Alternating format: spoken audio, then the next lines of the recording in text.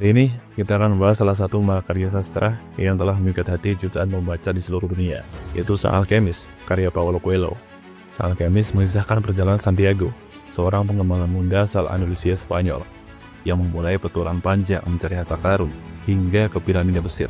Buku ini pertama kali diterbitkan pada tahun 1988, namun hingga sekarang tetap relevan dan memiliki pembaca setia. Jujur saja, ini adalah salah satu buku fiksi terbaik yang pernah saya baca. Meskipun biasanya saya lebih sering membaca buku non-fiksi, tapi setiap kali membaca ulang Sang Alkemis, selalu ada pelajaran baru yang terasa sangat relevan dan kehidupan saya. Mungkin ini alasan mengapa buku ini terus dicintai generasi demi generasi dari saat pertama kali terbit sampai saat ini. Buku ini hanya terdiri dari 2 bagian, tapi ditulis dengan narasi dan storytellingnya yang sangat halus. Agar lebih mudah dipahami, saya akan membagi cerita ini ke dalam beberapa chapter. Dan setiap akhir chapter akan ada pelajaran yang mendalam tentang kehidupan yang saya yakin sangat relevan dengan pengalaman kita sehari-hari. Jadi, pastikan kamu mengikuti cerita ini hingga akhir. Siapa tahu pelajaran yang kamu dapatkan berbeda dengan pelajaran yang saya dapatkan. Sekarang, ayo kita dengarkan suara dari buku The Alchemist.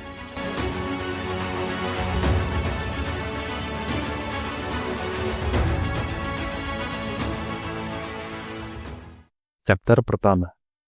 Mimpi sekadar bunga tidur atau petunjuk, dan harga yang harus dibayar untuk mewujudkannya. Kisah dimulai dengan Santiago, seorang pengembala muda asal Andalusia Spanyol. Sejak kecil, orang tua Santiago ingin dia menjadi seorang pastor, agar keluarganya sederhana bisa merasa bangga. Santiago bahkan sempat belajar di seminari hingga usia 16 tahun. Dia mempelajari bahasa Latin, Spanyol, dan teologi. Namun Santiago memiliki mimpi lain. Dia ingin berkelana, melihat dunia, dan menemukan sesuatu yang lebih besar dari sekedar hidup di desa kecilnya. Pada suatu hari, dia mengungkapkan keinginannya kepada ayahnya. Meski awalnya berat, sang ayah akhirnya memberikan restu setelah melihat tekad kuat di mata anaknya. Dan sebagai bekal, dia memberikan 3 keping emas untuk membeli domba, karena hanya seorang pengembala yang bisa berkelana di tanah kelahirannya. 2 tahun berlalu, Santiago kini adalah seorang pengembala yang berpengalaman. Dia tahu cara mencukur domba, menjaga domba betina yang bunting, dan melindungi kawanan dari serangan serigala. Namun malam ini berbeda. Santiago dan domba-dombanya bermalam di sebuah gereja tua yang terbengkalai. Sambil berbaring, dia menggunakan buku yang telah selesai dibacanya sebagai bantal. Dan malam itu, Santiago kembali bermimpi. Dalam mimpinya, seorang anak kecil bermain dengan domba-dombanya. Anak itu lalu memegang tangan Santiago dan membawanya ke piramida di Mesir. Dengan suara lembut, anak itu berkata, "Jika kamu kesini, kamu akan menemukan harta karun." Santiago terbangun dengan rasa heran. Ini bukan pertama kalinya dia bermimpi hal yang sama. Dan keesokan harinya saat menuju kota Tarifa untuk menjual bulu dombanya, Santiago memutuskan untuk menemui seorang peramal Gypsy. Santiago menceritakan mimpinya kepada wanita tua itu. Sang peramal mendengarkan dengan seksama, lalu berkata, "Harta itu memang ada di piramida Mesir. Dan sebagai bayaran, wanita itu meminta 10% dari harta yang akan ditemukan Santiago." Tapi Santiago memilih melanjutkan hidupnya, menikmati petualangan bersama dombanya, dan membaca buku baru yang dia beli di pasar. Mimpi hanyalah mimpi, pikir Santiago. Namun di sebuah alun-alun, hidupnya berubah. Saat sedang asik membaca, seorang lelaki tua mendekatinya. Lelaki itu mengaku sebagai Raja Salem. Awalnya Santiago merasa lelaki itu hanya seorang pembual, tetapi ada sesuatu yang aneh. Orang tua itu tahu segalanya tentang Santiago. Nama orang tuanya, pendidikan di seminari, dan bahkan mimpinya. Santiago pun mulai mempercayai lelaki tua itu. Raja Salem menjelaskan bahwa setiap orang memiliki mimpi besar yang menjadi takdir mereka. Tetapi kebanyakan orang menyerah sebelum memulai perjalanan untuk mewujudkannya. Dan sebagai simbol bimbingan, Raja Salem memberikan Santiago 2 batu kecil, Urim dan Tumim. Batu hitam berarti iya, dan batu putih berarti tidak. Dan batu-batu ini katanya akan membantu Santiago membaca tanda-tanda dalam semesta. Namun, sang Raja Salem meminta bayaran 10% dari domba-domba Santiago. Awalnya Santiago mencoba bernegosiasi, menaruhkan 10% dari harta yang akan ditemukan seperti peramal Gypsy. Tapi Raja Salem menjawab, "Jika kamu mempertaruhkan sesuatu yang belum kamu miliki, kamu tidak akan punya cukup tekad untuk mengejar mimpimu."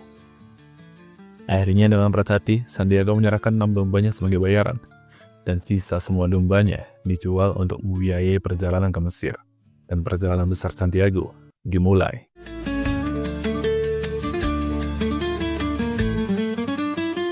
Pelajaran di chapter ini, Hidup ini penuh dengan pilihan, dan setiap pilihan memiliki harga. Apakah kamu bersedia membayar harga untuk mewujudkan mimpimu?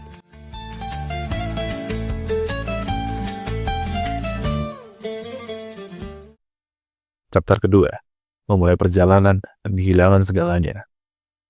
Santiago akhirnya tiba di Tangier, sebuah kota di Maroko, Afrika yang hanya berjarak 2 jam naik kapal dari kota Tarifa, Spanyol. Namun, baginya tempat ini terasa seperti dunia lain. Budayanya, agamanya, bahasanya, bahkan cara berpakaian orang-orangnya sangat berbeda. Warga kota ini berbicara dalam bahasa Arab, dan banyak perempuan memakai cadar. Santiago merasa asing dan sedikit terisolasi. Di sebuah kedai, sambil menyeluput teh, Santiago memberikan cara untuk melanjutkan perjalanannya ke Mesir.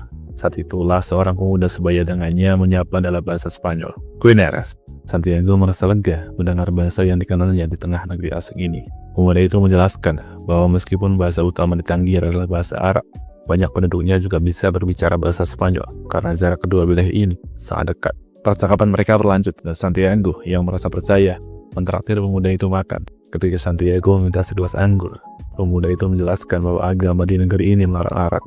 Sekali lagi, Santiago tersadar bahwa ia sedang berada di negeri dengan aturan dan keyakinan yang berbeda. Pemuda itu menaruhkan diri untuk membantu Santiago melanjutkan perjalanannya. Dia menjelaskan bahwa untuk sampai ke Mesir, mereka membutuhkan unta dan perlengkapan untuk melewati Urun. Pemuda itu tampak sangat percaya diri dan meyakinkan dalam ucapannya. Seolah-olah perjalanan ini adalah sesuatu yang mudah baginya. Santiago merasa nyaman dengan sikap pemuda itu dan memutuskan untuk mempercayakan seluruh uangnya kepadanya.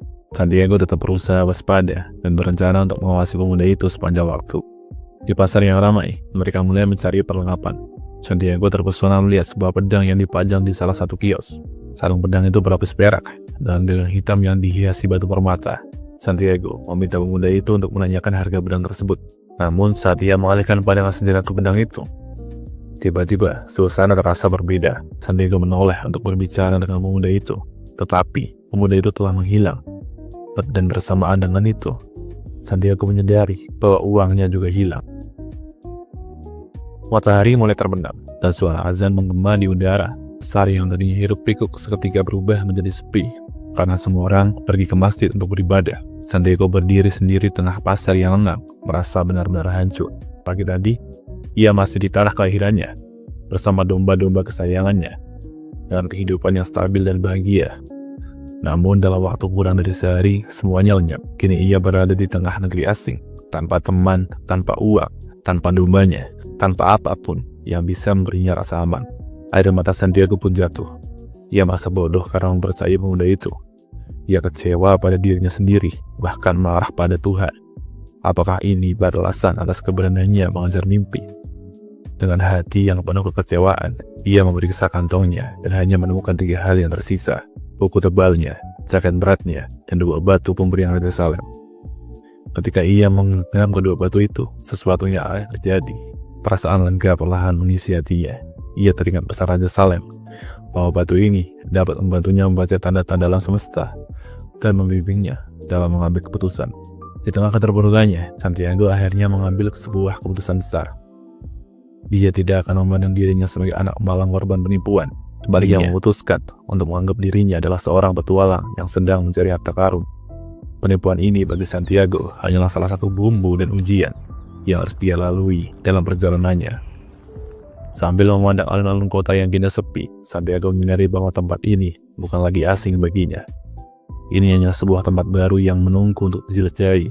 Dengan hati yang lebih tenang dan tekad yang lebih kuat, ia siap untuk melanjutkan langkahnya.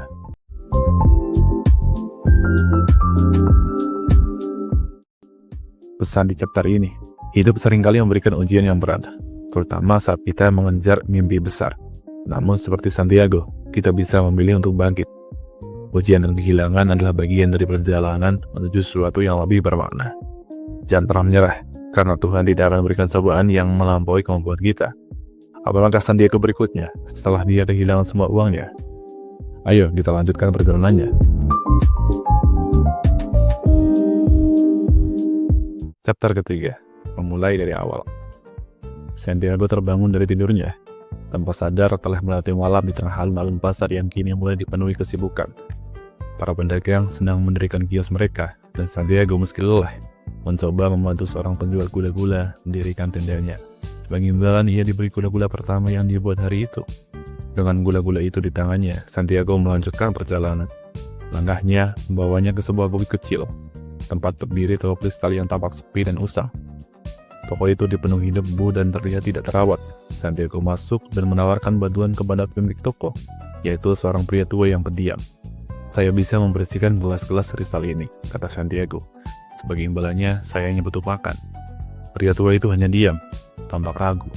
Namun, Santiago membuat keputusan sendiri.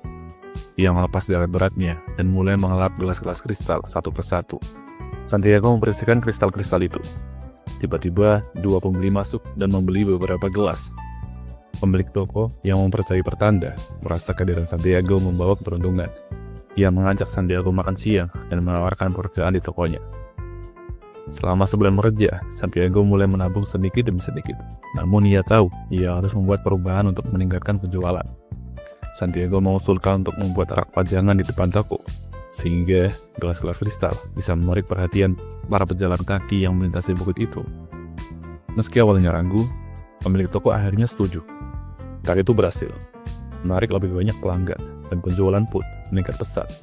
Suatu hari, Santiago mendengar keluhan seorang pendaki yang kelelahan karena tidak menemukan tempat untuk beristirahat setelah mendaki bukit.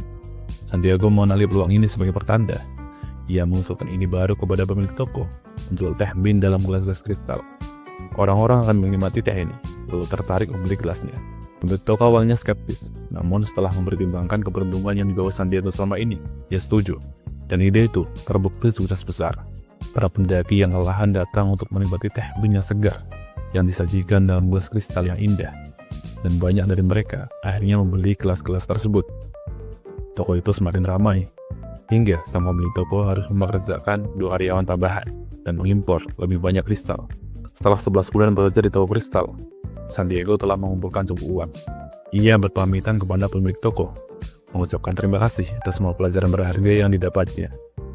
Dalam perjalanan, ia tanpa sengaja kembali ke kedai pertama tempat ia di Afrika, tempat ia pernah kehilangan semua uangnya. Sambil minum teh, Santiago memikirkan pilihannya. Dengan uang yang ia miliki sekarang, ia bisa kembali ke Andalusia dan menjadi pengembala lagi, bahkan membeli 2 kali lebih banyak domba dari sebelumnya. Namun ia sadar bahwa peluang untuk melanjutkan perjalanan ke Mesir, mencari harta karun yang dia impikan, mungkin hanya datang sekali dalam seumur hidup. Setelah merenung, Santiago membuat keputusan. Ia memutuskan untuk terus maju, mengejar impiannya, meskipun harus melintasi ribuan kilometer gurun pasir.